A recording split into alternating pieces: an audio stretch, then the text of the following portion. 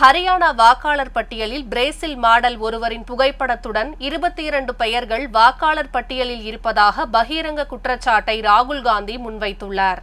இந்நிலையில் இச்சம்பவம் குறித்து சம்பந்தப்பட்ட பிரேசில் பெண் லாரிசா கருத்து தெரிவித்துள்ளார். ஹரியானா சம்பவம் தனக்கு அதிர்ச்சி அளித்துள்ளது. வாக்காளர் பட்டியலில் பயன்படுத்தப்பட்டுள்ள அந்த புகைப்படம் தனது பழைய புகைப்படம், ஆரம்ப காலத்தில் மாடலிங் செய்து கொண்டிருந்த போது எடுக்கப்பட்ட புகைப்படம் என்றும் அவர் தற்போது மாடலிங்கில் ஈடுபடவில்லை என்றும் தெரிவித்துள்ளார்.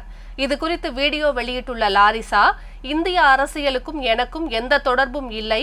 என்னுடைய புகைப்படம் ஒரு ஸ்டாக் புகைப்பட தளத்திலிருந்து எடுக்கப்பட்டு என்னுடைய ஒப்புதல் இல்லாமல் பயன்படுத்தப்பட்டது. அது நான் அல்ல. நான் இந்தியாவுக்கு கூட சென்றதில்லை. நான் பிரேசில் நாட்டை சேர்ந்த டிஜிட்டல் பிரபலம் என்றும் ஒரு சிகை அலங்கார நிபுணர் என்றும் நான் இந்திய மக்களை அதிகம் நேசிக்கிறேன் என்றும் தெரிவித்துள்ளார்.